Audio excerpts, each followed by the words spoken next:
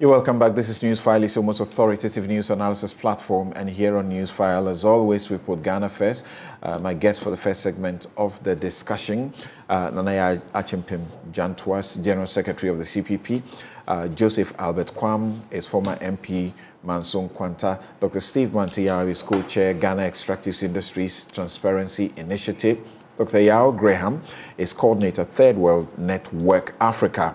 And Dr. Ken Ashibe is convener, Media Coalition Against Illegal Mining. In fact, they started all of the discussion on the media about illegal mining, and the NPP and the president decided to take a bold step to say that it was going to lead it. So we're all happy about that, but it appears that over time, people are disenchanted, unhappy, especially on the back of a report that Professor Frimpong Boateng sent to the presidency on the request of the presidency, dated the 19th of March 2021. Professor Kwabena Frimpong Boateng. We spoke to him on Thursday, and he admitted that this report is his work, and he stands by everything that he has said in that report. Now, Dr. Yao Graham, in the Origin All report, the global body that is looking into safety-oriented company or standards, says that the illicit trading, shows that Ghana, Sudan, Ethiopia, Uganda are major illegal gold trading routes, with export destinations being Switzerland, the United Arab Emirates, and India.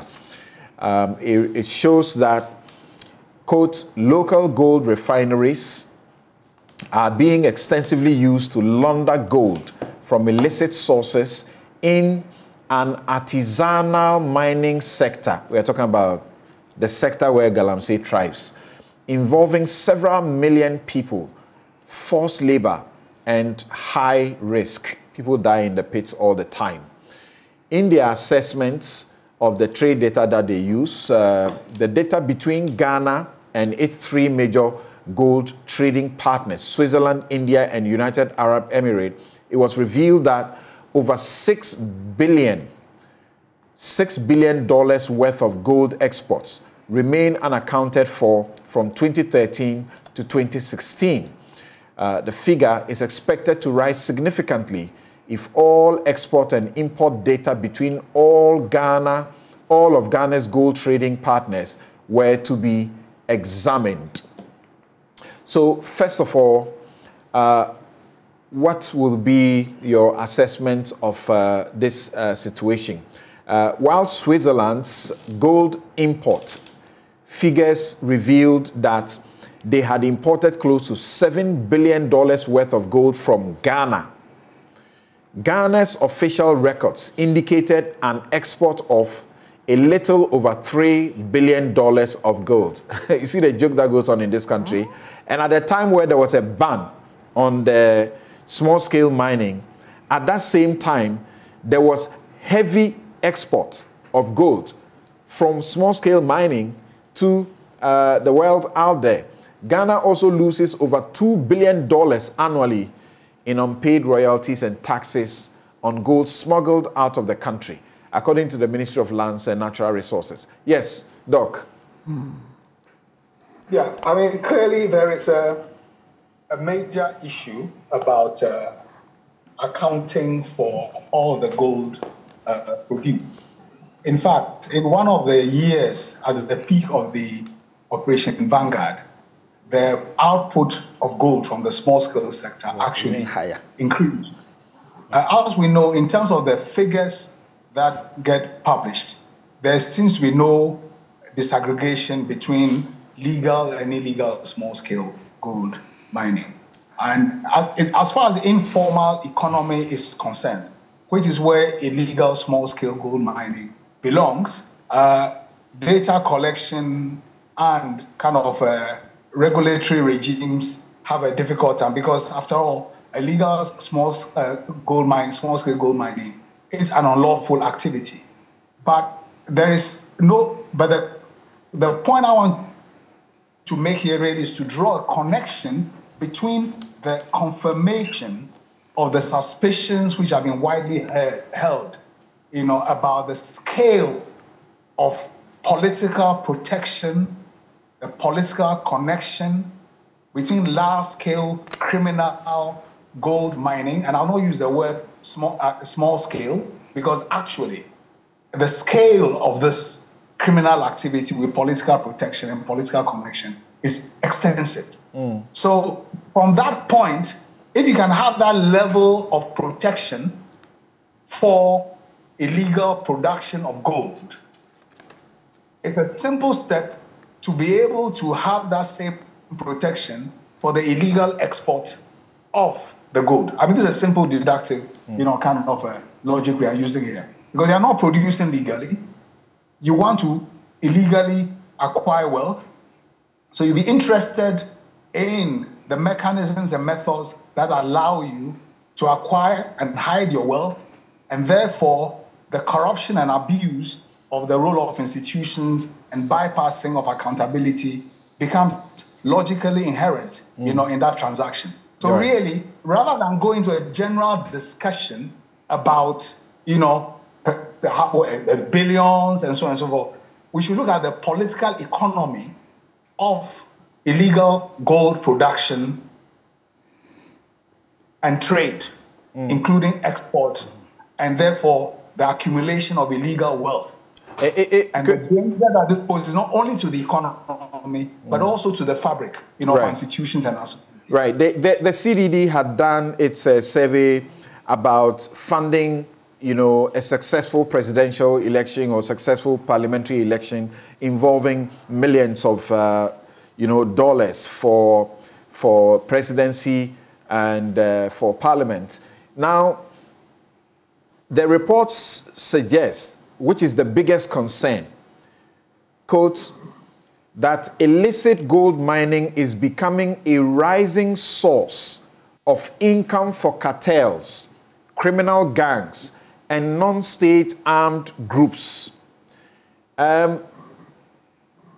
We seem to be aware that part of this in our country goes into funding, political campaigns. And some have said that is the only reason that explains why the state itself has indicted the NPP regional chairman of doing wrong in a forest reserve, and yet the president appears to want to speak in his favor, and nothing has happened, even though it is claimed that he's been handed over to police. There's it takes us back to some of the issues that arose in the discussion of the Electoral Commission appointment. There's a credibility issue which arises in all these situations. Because when the campaign, we did a round table at the height of the campaign, Operation Vanguard, and we invited a soldier who was involved in a commander who was involved in this exercise. And I was afraid when people were really attacking the military for burning excavators and so on, human rights abuses, that the gentleman will get up and leave before it was his turn to speak. But he sat through it and then said, you know what? We learned some things in that exercise. That one, 400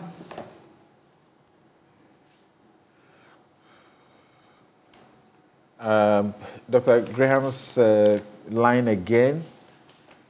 I think he's about to talk about figures, and we just lost him there. Hello, Dr. Graham? Okay, so, hello, Dr. Graham. Figures. And that all the time. Hello, Dr. Graham. Hello, Dr. Graham. Yeah. Yes. We lost you at the point where you were about to give a figure. I think you were mentioning 400 something. Yeah, I said the soldier said 400 soldiers will not solve the problem of illegal gold mining because of the extent of political protection and political involvement, and proceeded to illustrate it by saying, I can point you to this forest reserve in the western region, to this place in Ashanti, where this exercise is going on right now. And that we arrested Chinese people. The next day, they were out because some political person went and asked for them to be released. So Aisha Wang has become the poster girl of illegal gold mining. But it's a joke because we are put a xenophobic kind of spin on something which really is a domestic problem. All these Chinese who are in here are here because, according to the Frimpong Boateng report, they have protectors, they have allies, they have cooperators. So before we get to the illegal trade, the foundation of that is a scale of the overlap between political power and criminal activity. Mm. Interesting there. So let me get, direct into this report, and then you could take leave of us, and then we'll continue with the rest of our guests.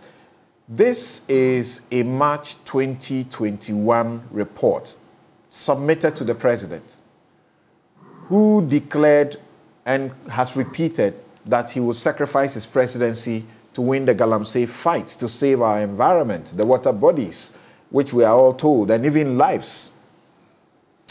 It has just been submitted to the police, according to Professor Frimpong Boateng, because he made comments which are on GTV, which are already contained in the report. And he made those comments known to the president, and the president only now asked the police to probe those allegations made publicly. What did the president do with this report? Isn't that the most important question to ask, sir? Well, it is an important question. Definitely it's an important question. But we are discussing it. That's why I'm interested in not focusing on the volume of illegal export, but the foundation of the illegal trade. Because unless we discuss it that way, really we'll be chasing shadows. What is the foundation of this illegal trade? I think that is really where, and it is clear that given some of the claims have been disputed. But even if some have been disputed, the overall picture it paints is of a certain overlap of criminality and political power. That is the essence of what we're dealing with. And if it is, even if only a fraction of that is true, it is clear that the influence of those types in the party will be important. Because even the Frimpong Boateng report itself is guilty of not seeing this as a public interest issue wholly, but actually discusses it in terms of the presence of NBC or NPP people and so on. So the notion of a pure public interest driver of this report. We also have to critically analyze some of the mindset which is reflected in that report. The additional thing I want to say also is that, when this Operation Vanguard thing started and the Interministerial Committee was doing its work, we drew attention to the fact that some of the aspects of illegality in the way the committee was operating ran the danger of fueling a climate of impunity, where people feel they can do anything they like. So what the report also points to is also that there's a culture of impunity around the use of office and institutions, which really is a cancer. And if the president is sitting at the top of this pile, and the lens is we need to protect our party, we need to pay attention to NDC, MPP constituents, and so on and so forth, as part of the overall picture, you can be sure that some of that calculation will be informing some of the debates that are taking place at the highest levels about how to approach this. So the damage limitation will not be how do we protect the public interest, but sadly would continue to be how do we save our party and win the next election, which is not the public interest. So we are talking about party political interest superseding national public interest. Right. So let's get your global view of the responses that have come so far, and that will be my final question to you. For example, he names quite a number of people. He says that he told the president directly, in the presence of Sir John, that Sir John was the head of the Forestry Commission, that he was a real problem. So I'm asking, what do you make of the responses that have come up so far? Most of the people say, well, he's pointing at us. We may have dealt with him, but we didn't seek to influence how he had to do what he had to do. But this takes us back to, again, the notion, the perversion of the notion of conflict of interest and abuse of power, to the point where really people don't think that those concepts should even be part of public life. Otherwise, we'll not be getting those responses. I mean, people have issued denials and so on. Even if those denials are valid, the overall picture which comes out, even we took account of those denials, some of which can be dismissed as really not serious. What we have is a really, really dangerous thing. And on Sir John, this is a man who willed public forests to his family. So, I mean, in terms of the forest as a kind of private, assets to be used and given to friends and cronies to mine. I mean, although there's no direct thing, we can again deduce that it will be par for the course in terms of how he saw his role, in office. I know that he's not here to defend himself, but the logic of his practice, we can discuss it. All right. Dr. Al Graham, thank you so very much for making some time for us this morning. Thank you. Right. Now, should I come to the studio or get to the guys on the phone before I got... So let me talk to Dr. Steve Mantea, then I'll come to Nanaya Jantua and Kwam, and then to the convener of the anti-Galamsey fight, the media convener. So first of all, Dr. Mantea, you've heard some of the responses. You have read the report for yourself, 36 pages. What do you say? Well,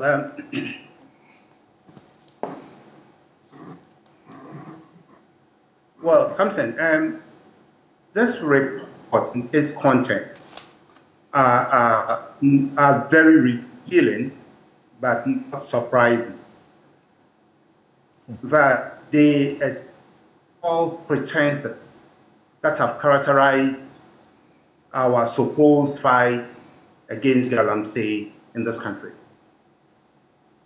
But for me, I think we've known this all this while. And so this comes solely, as Dr. Al Graham indicated, comes to confirm what is already public knowledge. In fact, this public knowledge is even documented in the NREG report. NREG is actually the Natural Resource and Environmental Governance Program, which was implemented by this country between 2008 and 2018. 10 years, we sank millions of development aid into trying to reduce the illegalities in the mining and forestry sector. I had the opportunity of joining an international panel to review the end of project report for the NREG. And the conclusion the panel came to was that over the period of 10 years, illegality in mining increased rather than reduced. And this was largely because of vested interest. And that those who were clothed with power to deal with the illegalities were themselves perpetrators of these illegalities. And this was contained in the 2018 end of project report of the NREG. So we've known this, and I think that Professor Frimpong's report only comes to confirm this. If we were a serious country, serious in terms of taking act on the recommendations of reports of this nature, perhaps we would have acted in ways that helps us to address this menace. For instance, once we know that the problem has to do with vested interest, and you want, and this should at the highest level, you want to set example of high political office holders who actually engage in galamsey. So, for instance, if it has to be a chief who is put on trial for involvement in galamsey, that will send a signal, at least it will put the fear of God in those who may be tempted to get into it. But to the extent that at the level of the presidency, there is a certain complicity, then it becomes very difficult to fight it. So I've always actually described the fight against galamsey as a charade. And I've never really taken the president serious, especially when he said he was putting his job in. From 2021, when he received this report, what has he done about it? Not even a public expression of indignation of the revelations in this report and directing actions that will actually get to the bottom of the allegations contained in the report.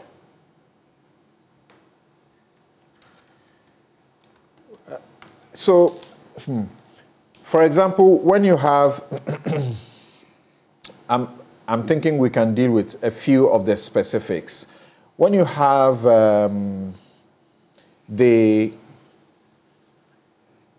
as we understand, the powers of government, according to the Constitution, are to be exercised in the name of the people and for their welfare. And Article 21 directs that the people must know, or they must be informed about what the executive does. The fact that we are told about cabinet directives, policies, that were treated with contempt. And now, because Prof has gone to GTV to speak, he's been referred to police, and now he's submitted this report, we would not have known what is going on. What does that tell you? The report is specific about who flouted cabinet directives. The ministry, environment, the agencies.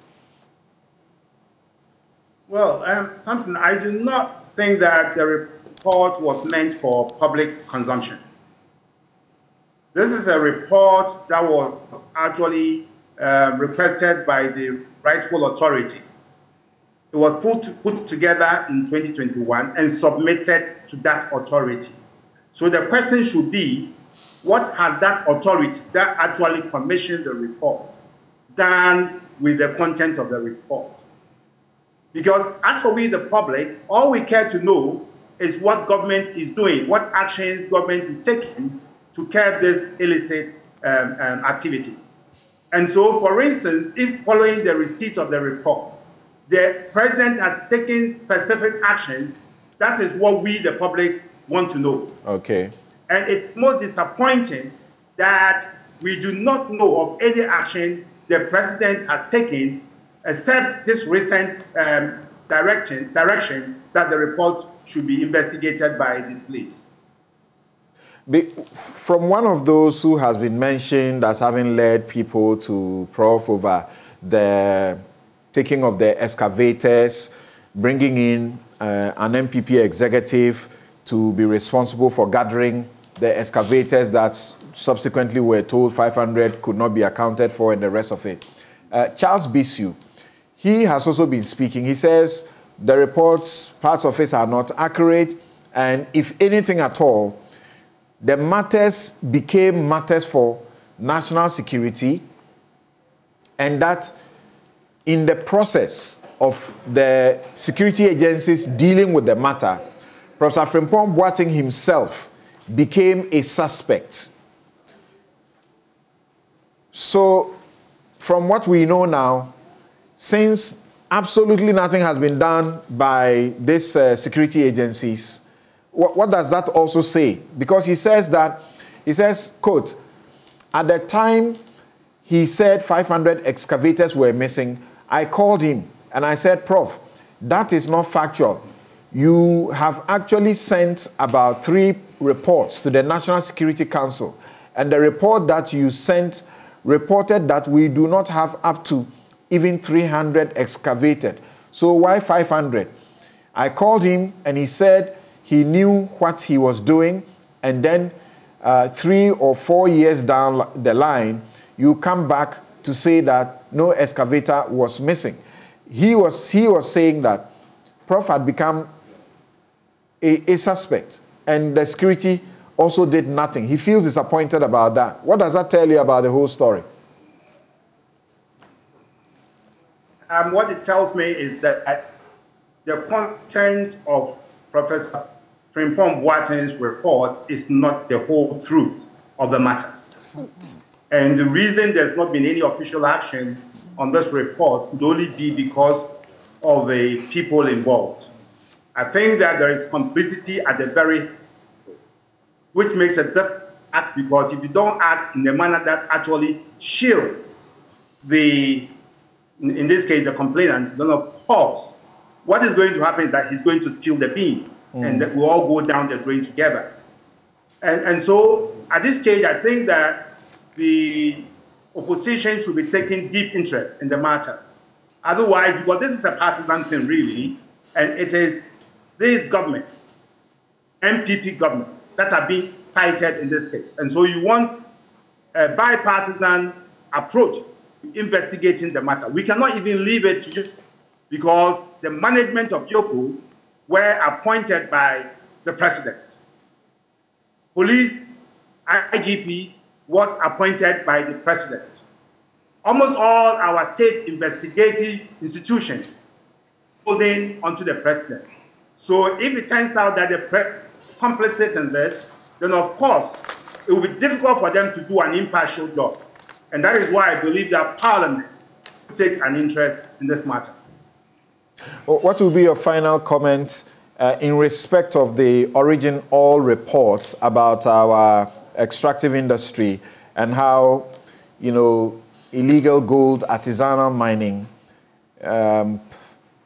is posing such a danger to us? I've done in the past 20 years and more, I've done a lot of work on mining related issues. And currently, my committee, the Extractive Industry Transparency Initiative, is being supported with some World Bank partial grant and partial loan to the government of Ghana to try to help formalize the sector. The major, for me, the major risk I see in illegal mining activities in this country is the risk of political capture. And I think Dr. Yao Graham alluded to this. We face a huge risk of political capture by criminal gangs who actually make illicit money from illicit mining activities to finance political parties and then hold on to power. And therefore, eventually, if we don't deal with it, we'll become captives of these illegal gangs. And that, for me, is a major risk that we all pose. It behoves on every Ghanaian to take a deep interest in how government is working to stem illegal mining. And Ghanaians are in fact worried. Kwame Sapon-Sedu says, we can't account for approximately $4 billion worth of gold exports to Switzerland in 1 year, but we are going all over the world begging for debt forgiveness so we can get $3 billion bailout from the IMF. Are we okay? Mm-hmm. All right, Doc, thank you very much. Is this something before you move on? Something before you move on? Yeah. We currently face the same challenge of illicit outflow of our gold because of the gold for oil. You see, we did not plan very well. We did not consult key stakeholders. So we've ended up, we have not incapacitated enough the PMMC to be able to buy gold. So gold producers cannot get money to produce.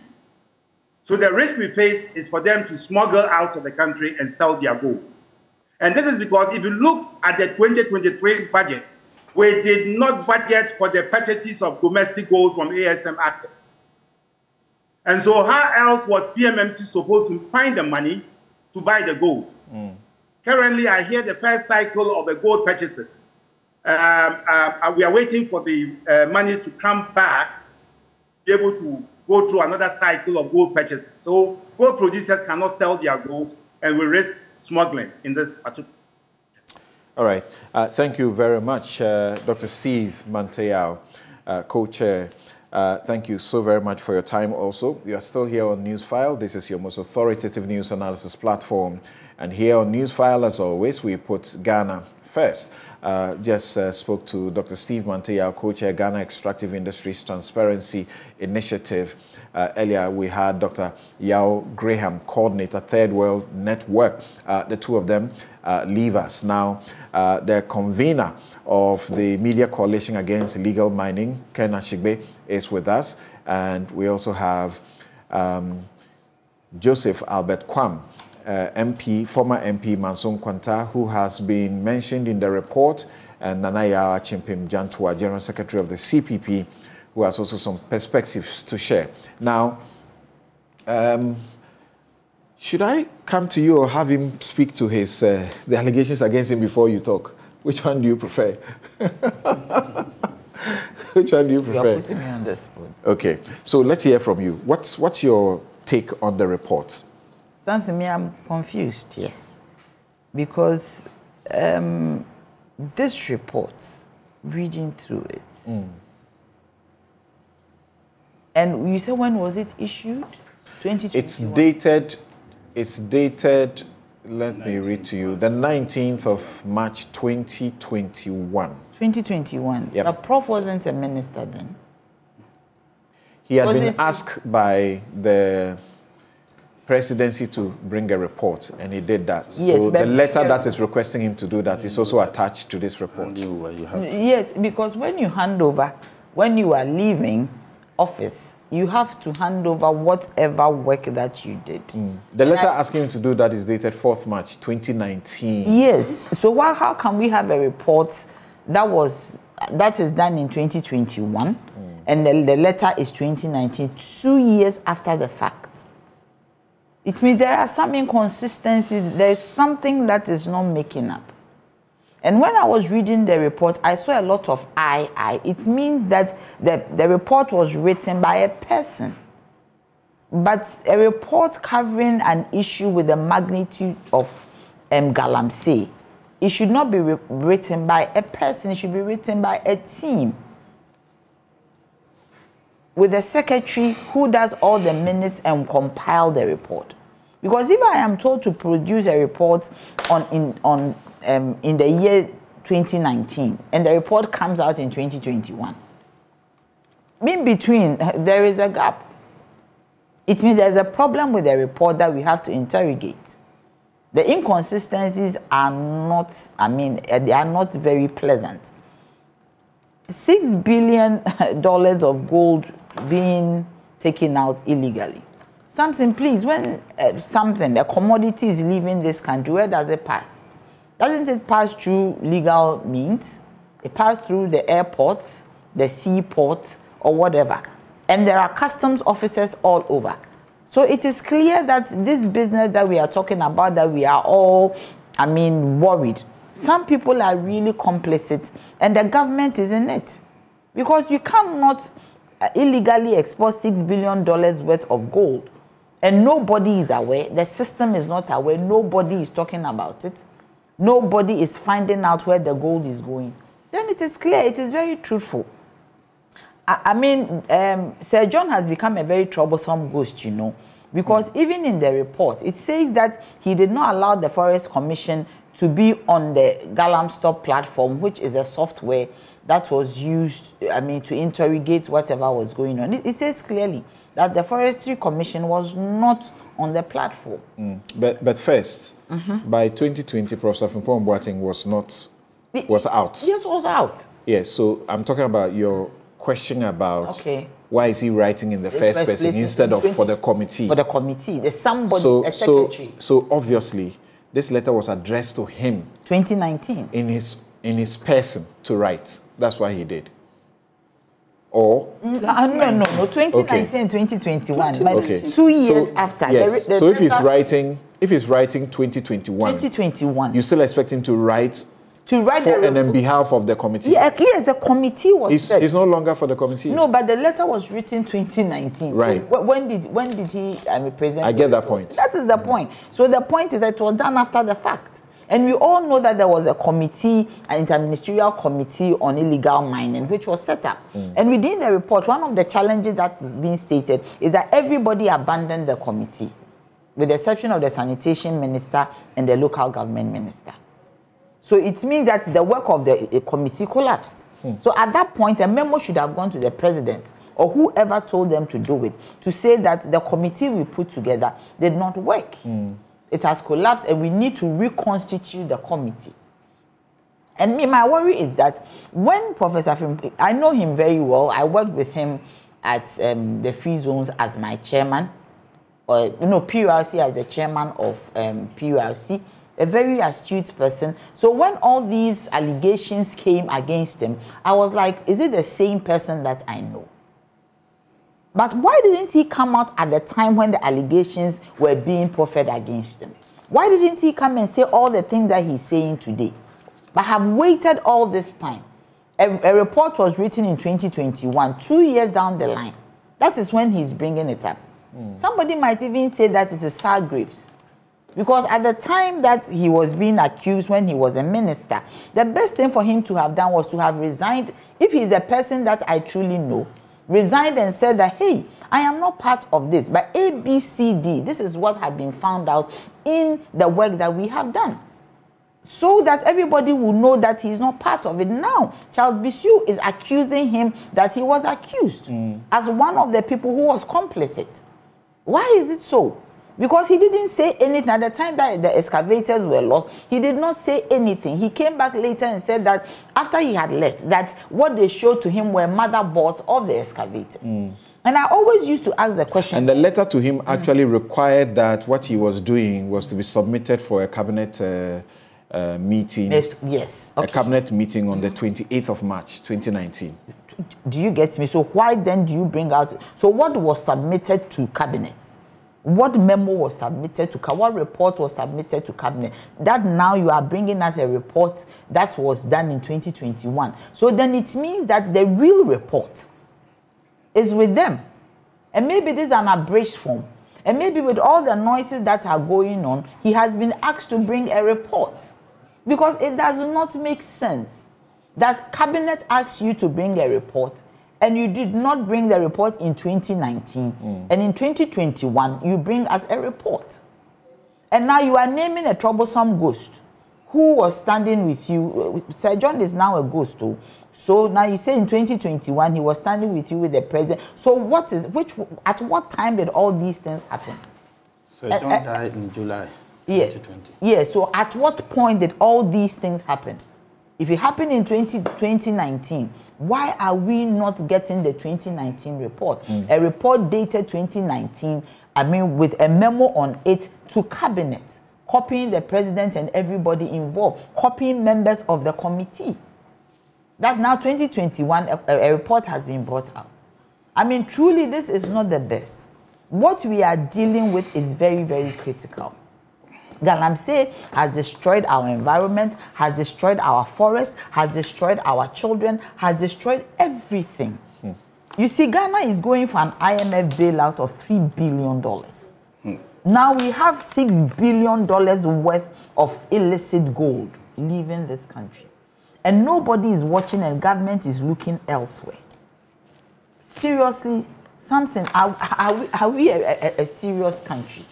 We have this worth of gold in Ghana, and we are asking our debt to be forgiven. And when we have this worth of gold, this gold, whether it is illicit or it is legal, it is coming from Ghana. And nobody is watching, nobody is looking, it's nobody's business. Because of what? Is it because of politics? Now I hear people saying that because politics has been monetized, it doesn't mean that we should be illegal. It doesn't mean that we should destroy the nation. So what do you do with this report? What do I do with it? I mean, we need to deal with it. And there are inconsistencies. How? We need to ask questions. We need to find out what happened in 2019 and juxtapose it against this 2021 report. If actually something was done in 2019, because there was a request that bring this report to Cabinet 20. Beyond the issue you have raised about the request and the time lag and all of that, the time he gets sacked and then he brings the report, what should be done with the report? We should look at it, look at the inconsistencies in there, if there are any, and really form a committee. What do you find to be inconsistent? I mean, what I am saying is the dates. Okay. The first thing. No, I'm saying beyond that. That's what I'm saying, that what we should else? form a committee. A committee that is not partisan to look at this report. Who should be forming that committee? With some experts. Who should be forming The government should be responsible. He's been reported to the police. The police is investigating it. That is why he takes this report to the police. No, you see, as Dr. Manteau said, at this moment, we need to get to the bottom of the matter at stake. The police can't do that. The IGP was appointed by the president. We need some clarity. We need true clarity. We need to get to the bottom of the matter. So what committee are you looking at? A bipartisan committee, everybody. So parliamentary? Parliamentary is partisan. So you can't bring parliament. There's either NDC. So after the two, it will be chaos. We should go outside these two. So we find people, media, some experts in the matter. You should get some people who want to show their face that they are. Who will do that appointment? It should be done by the president. You just said the president appointed the IGP. The IGP. So we should think through it. The Ghana should decide, the country should decide who and who should be in there.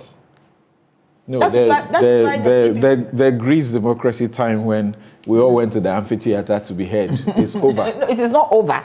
We gave the government the power. We want our power back. When you read the Constitution, the sovereignty, the power that is given to the group to rule the nation lies within us. That's correct. And now this is what is giving us a problem. Because wherever you go, our waters are gone bad. All right. So we need, as a nation, ourselves to say that we want A, B, C, D. I think there are some credible people who are around. The media can even lead the cause. Civil society can lead the cause. So civil society, the media, should come up and say that this is what we want. You do a letter to the president telling him that, look, your name, your fingers are all over this thing. So now, civil society, we've taken over. We are choosing this person, that person to look into it.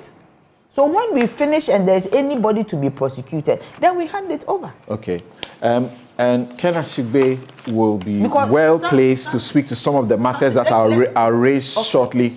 And there is evidence of military officials, soldiers who are making reports of their bosses, who were all neck deep in this, including other, devastation of the forest through various ways where they were pushing the soldiers to go there and even starving them over those places, including where they were made to be watchers of quote-unquote galamsey things. Some of them have actually been taken through a disciplinary process because they tried to speak about it on certain platforms, and people found it, reported to the military high command, and some have been taken through a disciplinary process. Some are presently, they are suffering, and they wish that they would just be allowed to leave the military.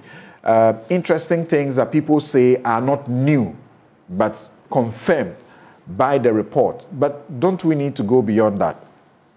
I just wanted to say one thing. I'm saying that, you see, we need to get to the bottom of it. People who have been named, all of them are saying they are innocent.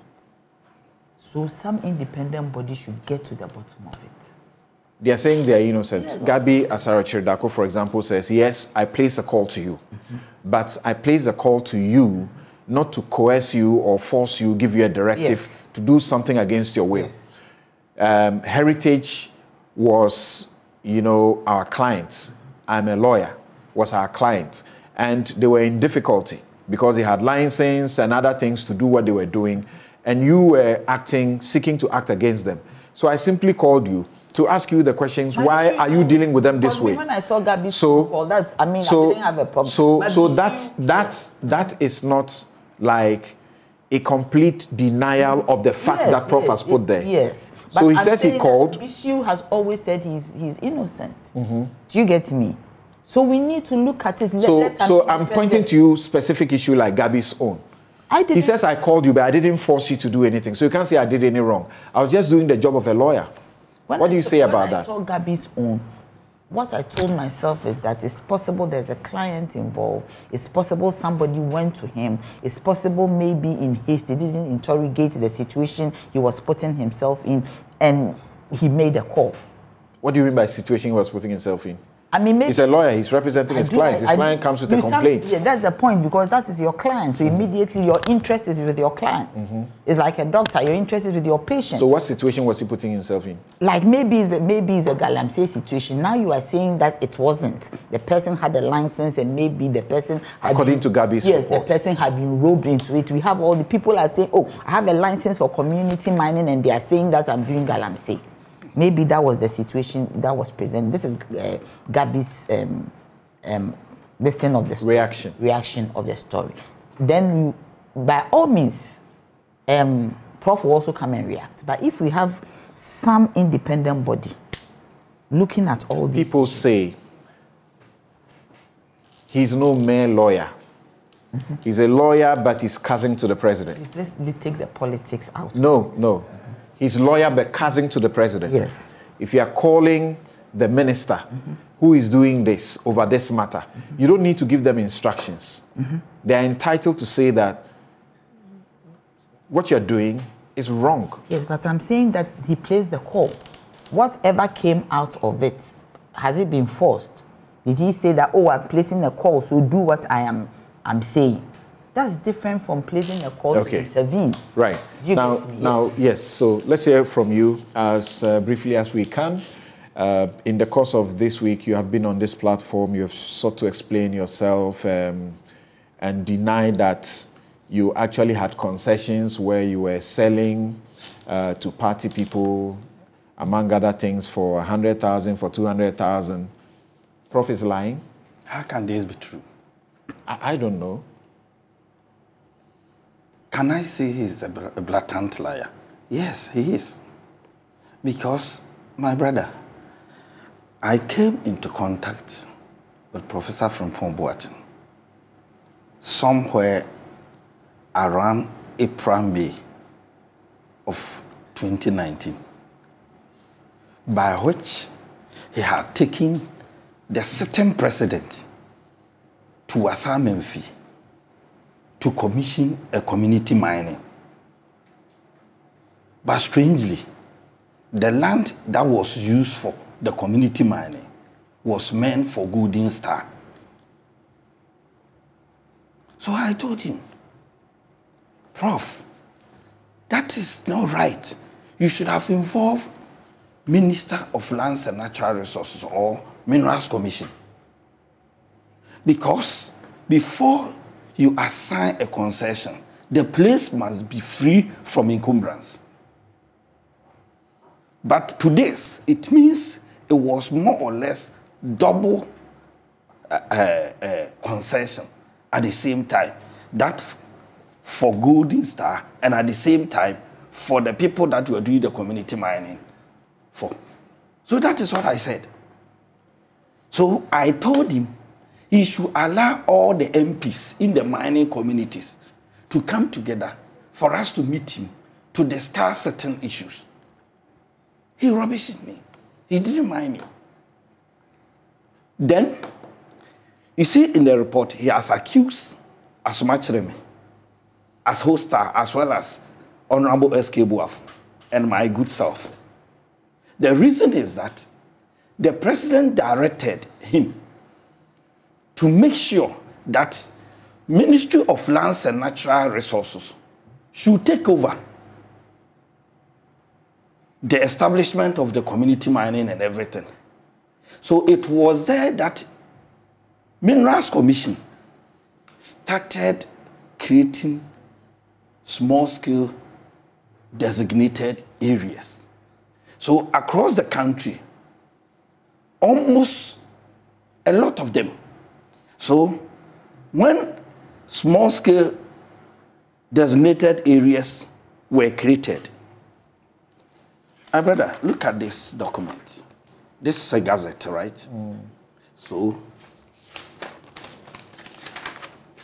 look here. This place has been mapped out, and it has been gazetted for small-scale, a small-scale designated area. So, Minerals Commission started with Aboso, which is Bogoso, where Honorable Barbara Otingisi was an MP. I'm getting it displayed for whatever it is worth. Okay. Then came to that of my constituency. Honorable Barbara Otingisi's area was 1st June 2020, and my constituency was 3rd June 2020. So when the minister came to commission small-scale community mining in my constituency, as at that time, there were 22 licenses. My brother, 3 days after the minister commissioned the community mining, Operation Vanguard came to attack and brutalize those having the legal permit who were working. And the reason was that Professor Frimpong Boateng said he has not authorized these people to work, and he has no knowledge about the licenses that they are holding. Were the operations not halted until a certain vetting process would pass those who would have been deemed, worthy to be able to do the work? So what is this thing about people holding licenses? It didn't matter at a certain point in this process. He was dealing with illegal miners. But Minerals Commission started fresh applications from the small-scale designated areas. So this is fresh applications that they have issued to prospective miners. And he was dealing with the illegal miners because it was Interministerial Committee on Illegal Mining. And this is Minerals Commission work. Minerals Commission has been mandated to manage lands that contain minerals. So during this time, when the Operation Vanguard came, I'm talking about this time, the military were out, but it was police. No, I said no. I will not allow this to end. So I personally told the president about how Operation Vanguard are brutalizing people who have legal small-scale mining permit. That is all the interaction that I keep with him. But again, if you look at his report, he is saying that I have several dozens of large-scale concessions. My brother, when we say dozen, it means 12. So several means multiples of 12. So that means if it's not 12, it's 24. If it's not 24, it's 144 thereof. But here is the case. My brother, look here. What is written here? This is Antwerp block, right? There's another one also here, which is in Siena block. I'm talking about the small-scale designated area. This is not for me. This is for the government. But it has been assigned as small-scale designated area. So anybody who so wish that he wants to go into mining, who is above 18, can apply to have a license. But as for me, I even don't have single concession. I was the lead advocate against illegal mining. And my aim was to make sure that at least I convince appropriate quarters to make sure that we create more small-scale designated areas for illegal miners to apply, to have legal small-scale permit to work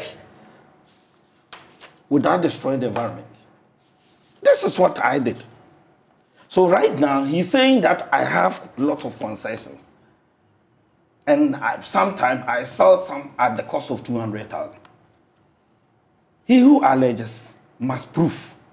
He must come with documents bearing my name that I, Kwame Joseph Albert, has ABC large-scale concessions in my district. Even not everyone who incorporates companies in their names. My brother, the point is that for community mining, it's meant for the community. So everybody can apply, not me. That is why it's important as at now, Registrar General has come with beneficial owners. That's right. So that at the end of the day, whatever be the case, can the go person, behind exactly the name of the company to check out who are the people. Exactly. My brother, how can I have a concession? And even look at the time that he was commissioned to write the report, 4th March 2019. And this, even the gazetting, the first one here was, I think, May 2019. And this one is July 2020. So it's an afterthought. Why is it an afterthought? He superintended the interministerial committee? Afterthought to the extent that that's at the time that he was writing his report. Even we haven't started commissioning what you call community mining in my constituency. There are issues that became public for police action, including the monies and how they were lodged in the excavator issues. They became public long ago, but it doesn't appear anything was done. Are you happy about it? Which one? In the report. I'm not. Because I see a lot of inconsistencies in it. One, according to his own report, he said the challenges that he has gone through is that almost all the community the committee members, the various ministers. Yes. Why? That is one. And two, he himself also acclaimed that Operation Vanguard, there were a whole lot of issues. It's in the report. That of extortion and that. But he was saying that it's from NPP stock. How can we say it's from NPP stock? Those are the issues that led to the request for a report from him. My brother, the reality... Lack of coordination and things. The reality is that even those people in my constituency who were doing legal mining, they came to attack them. Under his authority. He instructed them to come and stop them. The thing is that you were in a special position because you were also working with Minerals Commission. Yes. So that is how come it was easy for you to be able to get all the things he complains about. No, but that is what we were hoping as a government. Our aim was to make sure we create more small-scale designated areas for illegal miners to have access to acquire proper legal small-scale. Even in the report. That is it. So you know something, when I hear all the reactions, and I'm going to Ken now, because we must end this discussion and talk about journalists, the things that affect media people too. I wish there was sufficient time to go into the detail one after the other. When I hear the talk about, people have, or companies have licenses to do what they have to do, and they were being stopped and so on. Some of these things are not really new. And there was a story that was done, for example, by Adom FM sometime back, concerning one of the companies that has been named here, CNG Alaska. and immediately they sued. But there was evidence to show that whilst they had been giving certain licenses, they were doing things that the license did not permit. So the same Forestry Commission, the same Minerals Commission were writing to them and telling them that they were doing things that were not allowed. I'm holding some of these letters in my hand here. We really don't have the time to go through all of them, but look at this one, for example. The Forestry Commission, this Forestry Commission letter in the Western region, and they write, and it's titled Application for Forest Entry Permit for Upper Wassa Forest Reserve for Messrs. C&G Alaska Company Limited. And they say that the attached letter from the District Forestry Manager, Bebieni, in respect of the prospecting activities by Messrs. C&G Alaska Company Limited in Upper Wassa Forest Reserve is submitted to you for your attention and further action, please. The District Manager reports that the company, C&G Alaska, is going contrary to the conditions stipulated in the permit and in the environmental guidelines approved for prospecting in the production forest reserves in Ghana. Another letter from Forestry Commission, and it says, my attention has been brought to the fact that you have turned your prospecting permit to serious mining in the Upper Wassa. Then they complain about that.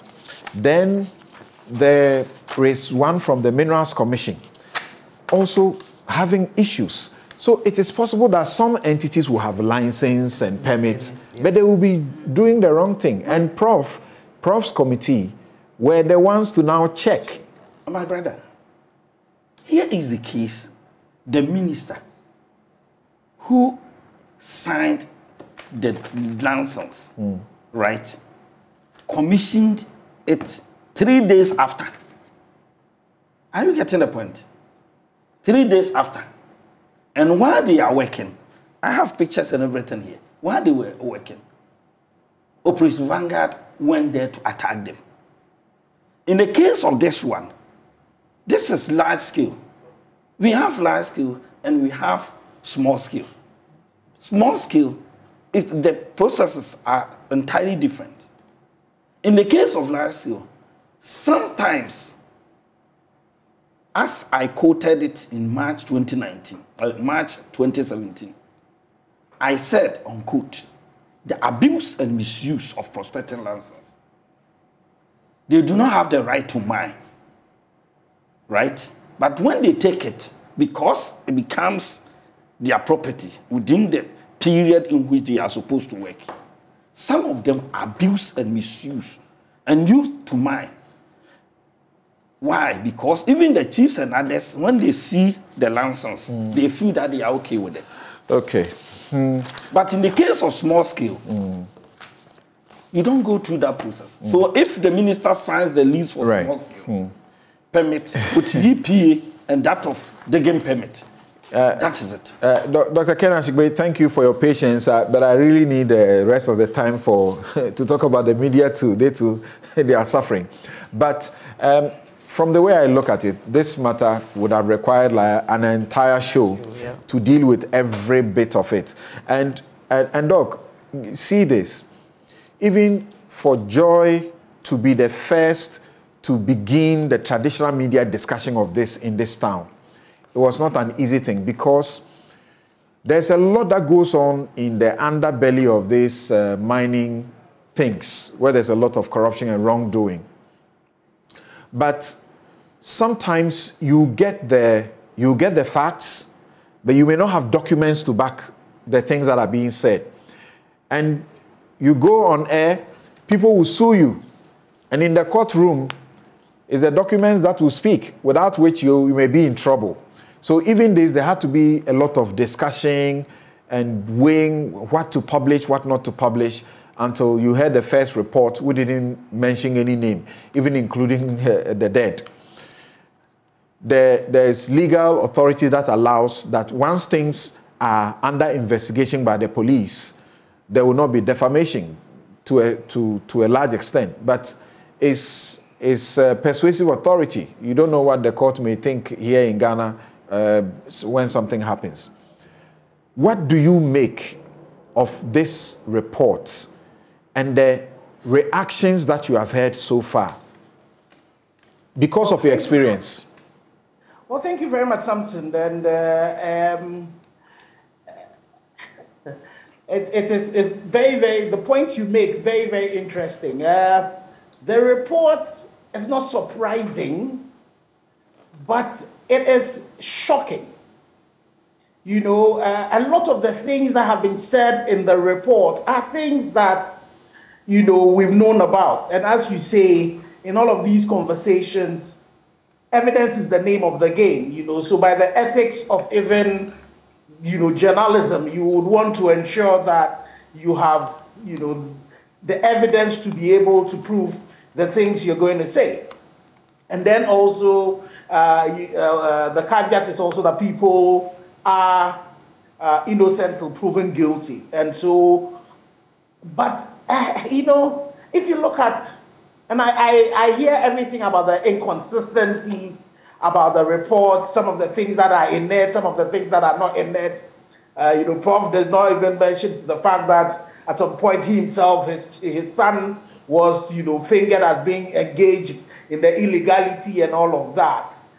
But, you know, for this to have been put, this report, first when Prof made those assertions, and knowing who Prof was, and knowing the fact that he was a cabinet member responsible for this particular task, when he made those points on GTV, it just sank you a bit deeper because of our experiences and all the informations that you have and where we are going to.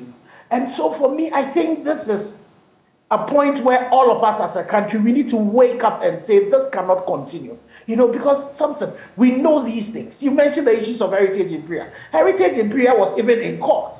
And, you know, by their court documents, they admitted to an illegality that they were involved in, you know, in mining, when we know that the EPA had only given them, though they had a license, they did not have, all they had from the EPA was an exploratory permit. You know, so that definitely the activity they were taking there was an illegality. They were in court suing Erastus, you know. So the things that Prof mentions, some of the things that Prof mentions are things that already were out in the public domain, or things that as media were engaging and we knew about and we wanted some evidence on it. You know, foundational to this was the whole governance of it. And you remember that Heritage Imperial, is that the same company that the Attorney General went to court to quash a ruling that stopped government from paying $15.3 million? That is it. It's the same company that, you know, Gabi then was representing and called, you know, Frimpong Boateng about. It's the same company. Interesting. You know? Interesting. Yes. So the Attorney General did well then. if Attorney General is minister and he can deal with a company this way, when even Gabi's law firm is representing them, why can't Frimpong Boateng also deal with the company the way he wants? In the same way. I completely hear you, and that's why I'm saying that, you see, the interministerial committee, when it was set up, one of the things that we raised as Media Coalition was that there were constitutionally mandated bodies who were supposed to do the work that they were supposed to be doing. Then you bring an interministerial committee that really lacks legal, you know, basis, you know, to then come and, so this conflict was going to be, you know, was bound to happen. And you see that being thrown, you know, in the report. And the major foundational things that, you know, there is a cabinet directive, and people flout it, and nothing seemed to happen to it. You know, so we really need to get to the bottom of this. And, you know, the fact that things have been done wrongly, without a doubt. The fact that people, you know, there's political capture and, you know, there's political complicity involved in it, without a doubt. But where it is taking us to, we need to stop and say, and nobody can attempt to want to rubbish, you know, Frimpong Boateng's report, as if the things he's saying, you know, you know, there's no truth in it. There's a lot of truth in it. But the only thing is that we need to take it through the rigor of a proper, and I don't want to hear only just the politicians. Yes, we definitely need to see them on the table, but we need to get civil society, we need to get independent bodies also on board for this thing to be investigated. My appeal to the president is that if he's putting his presidency on the line, he should commission a committee made up of the two political parties. I don't mind them being involved, but other experts, other civil society organizations, the media, to be able to do a transparent, investigation in it. Like the way we did with the Truth Commission. The only thing we need to do, and you, the lawyers who understand it better, make it in such a way that the findings of this committee does not prevent us from taking these people on and taking them to court. But it is very important because something, as we speak now, the impunity is on the rise.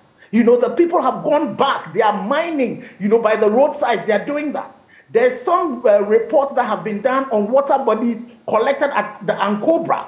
The level of heavy metal that's in it, mercury and all of that is in it, you will not believe it. And for me, I think that, and when you talk about the 6 million and all of that, a billion and all of that, it's a symptom of what we're doing to the illegal mining. And so for me, now that we are out there asking donor communities and all of that. And at the time the illegal mining was banned, when I mentioned this, Joseph Abelkam was telling me about how at that time rather the exports, rose. It shot up. Yeah. Yes. Because he was the thing is banned. He was the chairman. And Prof was the chairman. The chairman. The thing has been banned. You see, we cannot, and Joseph, you cannot be blaming only Prof about this. It is the system that failed us. It's not only Prof. Because Prof was the chairman, but we are being told that not everybody in the committee were working.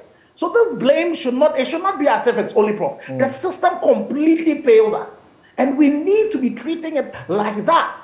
And I can understand the fact that if you've been mentioned and you don't think, you need to defend yourself. But it's the same way all of us also need to defend our today and our tomorrow and say this thing cannot be continued. What he says, just a few points for your confirmation, then we can close this on this. What he says about the military and how they were also abusing the system. From what you know, can you confirm that this is not somebody just telling us some stories that should not be believed?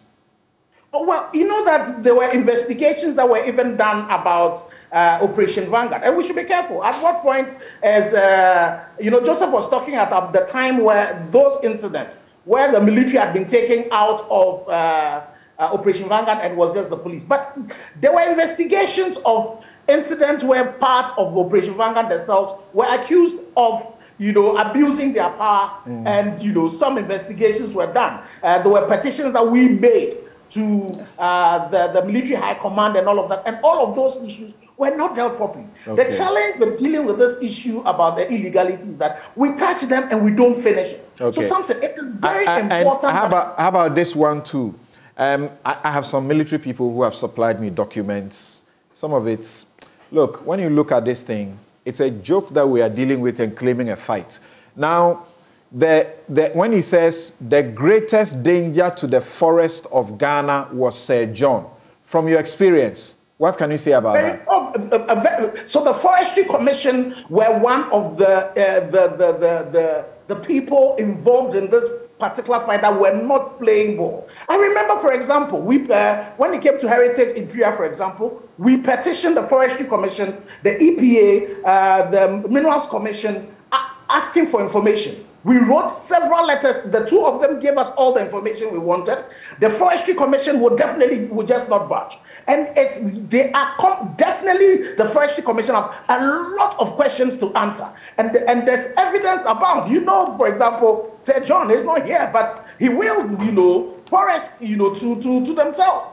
And they definitely, in this particular instance, situations where they were not supposed to be giving out leases, you'll find that the Forestry Commission would, when they ask for entry permits, they'll be giving them out. So those points that Prof mentioned definitely are things that have to be looked into, and we need to find out who did that. And these people, we need to ensure that the maximum punishment is exacted from them. All right. Thank you very much, Dr. Ken Ashigbe. the things we have seen, if we spoke about all of them, there'll be trouble. I've seen documentation where at least like 32 military officials who were also down there, part of the Operation Vanguard, who were being starved, giving 20 cedis a day and all of that. They had issues and reports that they filed seeking intervention to help them. You know, all of it was ignored. These things about people having licenses for something else and doing what they are not allowed to do. You see all of that. You see, you know, contracts, memoranda of understanding between the soldier, the army, and companies to take army officials to the field to give them protection. You know, so you sit back and ask all of this. Some of the things we hear and see, from the benefit of what we know, it's a big joke. And the president's presidency, if he really wants it to be on the line, I'm sure he has all the information and he knows what to do. Thank you all so very much for your time this morning. My guests for this segment have been Dr. Ken Ashigbe, Convener Media Coalition Against Illegal Mining, Dr. Yao Graham, Coordinator Third World Network Africa, Dr. Steve Manteya, Co-Chair Ghana Extractive Industries Transparency Initiative, Joseph Albert Kwam, former MP Manson Kwanta, and Nanaya Achimpim Jantwa, a General Secretary of the CPP.